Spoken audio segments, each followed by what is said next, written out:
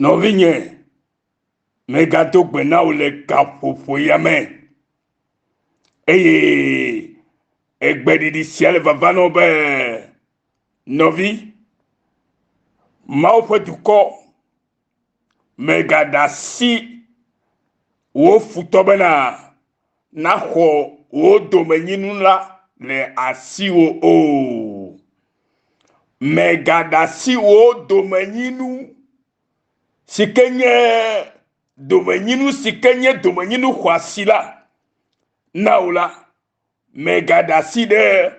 wo futofe asime o kebom ejebena na vli wo domenyinu ta na kwele wo futofe asime. Alléluia. Megado bena mi kata egbeya. Elabe afeto le nude fo nami. Nyepe de la le poplo nami bena. Mi me pomo ada sibe. Nu si kenye mi afe domenyinu. Alors nu si kenye wo domenyinu vevila. Na da si de wo futofe asime bena. Wa gble untina o. Eye na bachi abe enu wedono ene o kebom vli o domenyinu ta na hwe na nye wo domenyinu blibo le Yesu Christo van come nemi renu le Bible me ya le Samuel fagbale gbanto ame Samuel fagbale gbanto eta blato mela nemi kle pukui ame wenyia afima mi ahelebena eye David ko nusio kata amalekito hala eye David ko esroa eveao ha magahlike eye David ko nusio kata amalekito hala eye David ko esroa eveao ha buku ya sire keme openu sio kata ode aboyola dometo ade ke mekpoto o edanye devi alo ametichi ŋutsuvio alo nyɔnuvio David xɔwo kata gbɔe. Alléluia. David xɔwo kata gbɔe. Mienya ya nyue le Bible me le Samuel fagbale eta blato na rechokuku igbanto cho yirenu ala kponu sleke nu va yigilo esi amalekito va haziglagla David esi ogbova etuamea ekpobena amalekito va je yehe nyigbaji kple Ziklag ji eye osi Ziklag hetɔdui ode aboyo nyɔnuwo siwo le eme ɖeviwo kple tsitsiawo sia ke womewu ame aɖeke o ke bom wokplɔ wo eye wole woƒe emɔ hedzo eye Biblia gblɔ na mi le kpukui amade me be eye David esi wogbɔ va la dukɔa tsitre ɖe ŋuti tete Davida ekpɔ dziku ale gbegbe ableke xexle gbe eye David haha ŋutɔ elabena aʋakɔ la be yaƒu kpe elabena dziku aʋakɔ blibo la dometɔ ame sia me le evi ŋutsuwo kple evi nyɔnuwo ta ke David tsɔ eƒe Mawu do ŋusẽ eɖokui nɔvi ne ebe yaxɔ wo kesinɔnu alo wo domenyinu le wo futɔ si la tsɔ Mawu do ŋusẽ ɖokui eye na bia gbe Mawu eye Mawu ana gbe o alebe natɔ xɔ wo kesinɔnu katã le wo futɔ ƒe asi me nate xɔ wo domenyinu katã le wo futɔ ƒe asi me nɔvinye mia yi dzi la kpe vegoa na seleke ye o hiã ɖo ye amile ji yime anobiye eye David de bia nu afeto mawu mati ajoha sia yomea eye matuwa edongune bena tiwo yome ela bena ele otuge eye aho amo kata le osi ple nusio kata ohala aho kata boy eye wafa bena nyasika feto klonela evame novinye domanyinu de sunye plosi eye mi pa domanyinu la egere nye fenami egbewo togovi kele egbesiasla na nyaba domanyinu de le asio amen nya na jesibe domanyinu sike kwasi la sio eyata edo la vli eta vezie eyata novi egbesial di lo gapopo yame nya na jesi wo domanyinu pe asihoho na vli eta vezie mau cho domanyinu na amesiame mau ke womila echomi dare agbenyigbaleji kebena le agbenyima nyigba matila mi anyi edomeleme ewo togovi egbela wo domanyinu fanyigba ye togo pe duame. Praise the Lord. Eyatanya eva vano le kapupo bena nya na jesi wo domanyinu fe asihoho eye na vli etave vie megbe ma poto se nyasike apeto glole agbale sike remi le fifilama ebe ale apeto jirulaga apeto glo enye esi Israel fe amegao mia tovaglo mi jujo ntasesekple ametete dani mi wonu nu jojo kple nu si le etefe mi jujo nye dukola fe nu no amesio koko akpasese toyi afeto jirulaga fa afeto ye gbloe hallelujah nemi ga rile evegbiake fe ngongwo bubunuwa obe ale afeto mau mavo glo esi Israel amegao esogbona mi azon mi de asi le ametetere anyi ple untasesemu mi wonu jojo ple nu si le etefe eye mi jujo ajodada nye duko afeto mau mavo ye gbloe Ezekiel fagba le tabla nevo ato pourquoi amasi de ke le vekbeme. Ézéchiel 45 verset 9 en français. Nous ya poto tibeya bonami la fiyao. Apoto va kobana edu megao alo Israël fe amegao la. Wapunu onala eva le me bon e yo bon me kakale bana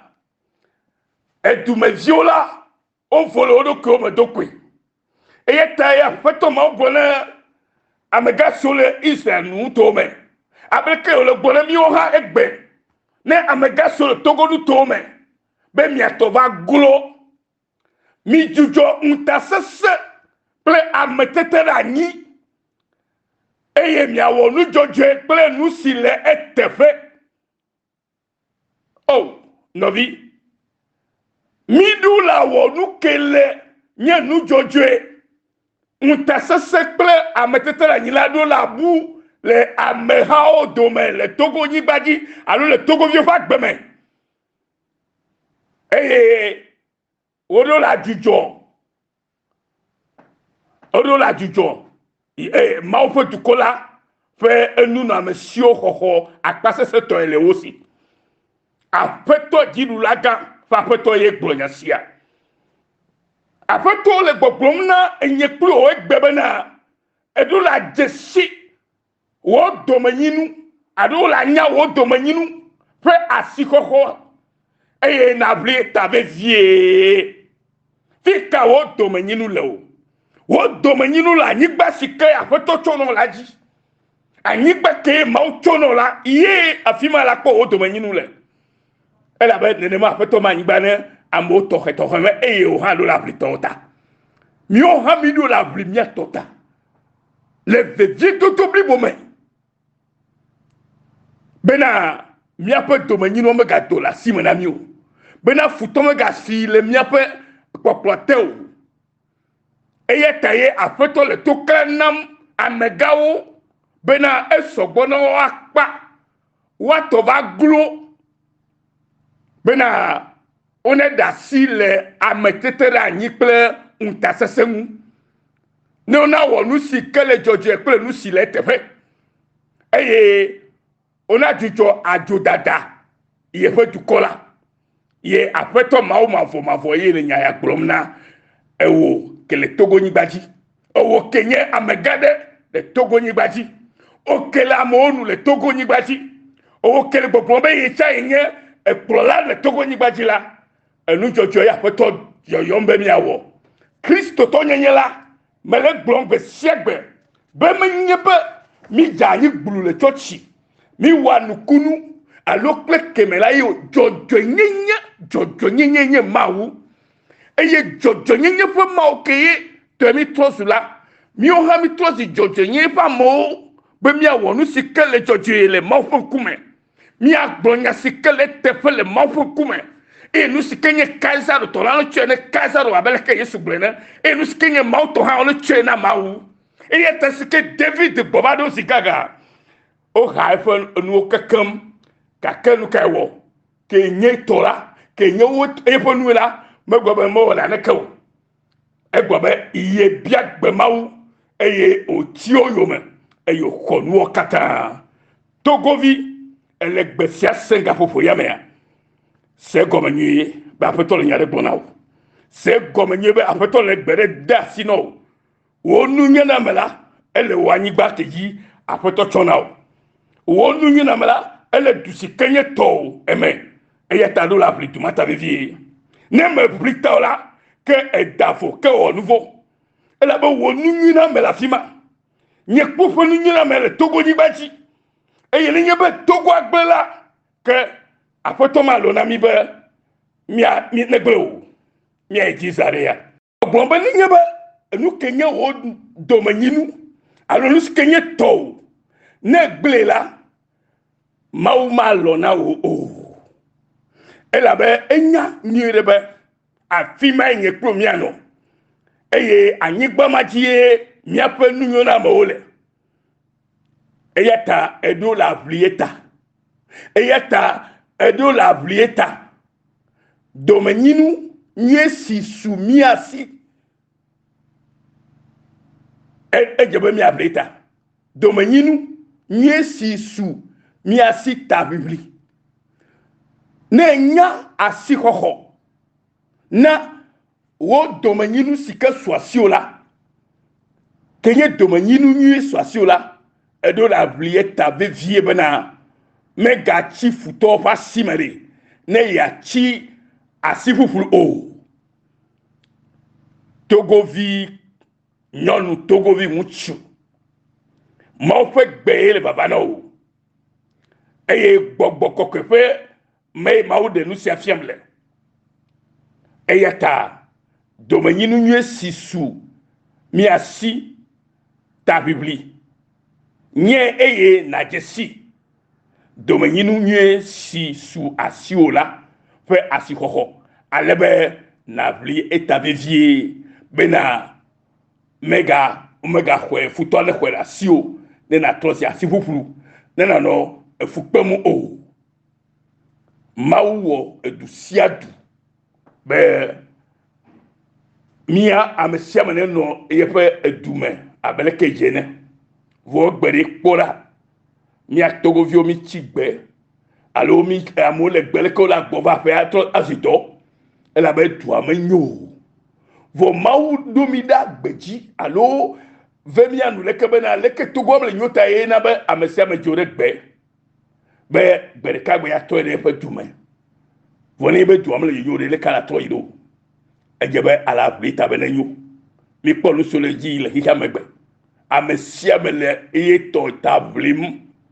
amesia mele e to tablim ela ba afima ye wonu nye na mele afima odi o hokado afima ye o agbe vudu ale gama peto la po eta ole gama peto la ira ole gama peto la na nu sike wo jidila ole e ya tanovinye e hiana nyokpe be mi avli mi ape duata vivie ale apeto mau mavoglo esi ne amega lana efe anyigba de viao dometo de sia de la ne chi viao si me ahanye ofe domenyinu tegbe ale apeto mau mavoglo esi ne amega de na efe anyigba de viao dometo de sia de la ne chi viao si me ahanye ofe domenyinu tegbe Ezekiel fait agbale tabla nevo adekuria adele nyama bonami Ezekiel chapitre 46 verset 16 il nyama blona nye pliu otona na ne na seme gbogbo kokola ga demo no wu nyede la be gbogbo ayi chona nyana me eyi odena egome nyi ha novinye domenyinu benenye amegale na efe anyigba de viao domoto de sialela togo nyigba dia enye miao togo vio de siale fe domenyinu sike la chimia pasime ahanye mia fe domenyinu cho mavoide mavome eya taina vli la be mau nyabe mia ewo mi da anyigba jibe mia no anyigba ji boko plepe domenyinu kata eye mi akafuye lesike mi nya mi jesibe e ma wecho anigbama mena mi kata menya mede o de ko o kenye togo vioji le togo la o ha la pogbonyu de bana yele pe du kwata blim bevie de bana domenyinu sikele mena ila na tema suye si blibo alleluia ale afeto jirula gan afeto grenye si ne amegala na domenyinu viao dometo de sia de la ekema nana zu viao toda domenyinu sike sumia sida yenye togo fajiba de onyemia to semina so menya medo to de onyo mawe chwe na mi mawonya mega ke chwe na mi woni yebe won to do anyigba atona viola etalevu vo eya anye togo bli wala mi okata to enye togo be yovo va mafrika me wuli gake egbela togo vi ke sumia sila ejebe mi avlita benti fafa jojo nyenye nu tefe wowo ke le tefe na nye mi odomoto le siale fe doda sileme be na anyigba be nu na mola nya me semina so ne wa sumia kata nu eye mi ma we yaka o eto ya be na vli etavevie ne na domenyinu ma na nye mi kata to eye hela jibeke amegala megaka dukola fe anyigba ne wa ho o fe anyigba le osi apasese to o kebo ne cho eya unto fe anyigba na viao ne wa nyewo to nenye dukola nenye dukola dometo ade ke magaka le cho efe anyigbaji o alleluia nenye be nulation la na vio fa vo macho dukwa fe nu kata to na vio gbede to création la tona vo togo yala enyemio kata to togo nyemio kata to pour me descendre là na nous si kenye nye tola na via fa gake togo nyi bari enyemi okata togovio kata toe menya mere tore de onyo e tanya le gbogbo bena amega sio le tu amega we ne bena de one cho anyigba de atona amesike ojirobo atona o ela benye domenyi na togovio kata ne o amega ba we ne bena ne yefe tumoto yefe tukola domoto adeke magava kahle tso efe anyigbaji o eye mia de gomena amegala mega ho amewo fe domenyinu adeke le osi ahanya wo dale domenyinu la gbo o eya unto fe no amesi fe de ko wa tona eviawo be wa zuwo to wa nyo fe domenyinu ne wo mega nya nye dukola meto adeke da le efe anyigbaji alléluia mais coucou la vima alléluia bena ongba nya o fe du me viura le o fa anyigbaji gbo o fe keselo no gbo o Ezekiel fa pe o make le na minema blan ne fo ade coucou wen alléluia beri omega cho anyigbare ato na wo fa mesike jrori bena yepo dumoto potola ona kahle no ba chi gbeji ne ona jolo fa nu na mo gbo o alléluia yata no binya egbesia di na o maw ye cho to manyilu nami cho gbogbo me le luvo me le gota le kilahame edo la je sisia cho gbogbo me luvo me nkilama ple gotasia ne na kpo ma openti kokwela pome ne enuma swasiori ela be ne ma futo awona mala abosamedi ya chakao eyi na tozi kulvinai gbebe manya ipo kulvio gbebe manya abosapo kulvi eyi nusikenye to ya ho akpasese lesi o ho to lesi ne fino ho lesi to ne be gama sube ya ho lesi aso alléluia togovi na nye Kristo to tututure anya be do manyinde suesi eya tayla pri ma globe o mu won de kore gale mi laba de chamia kolke ni awedura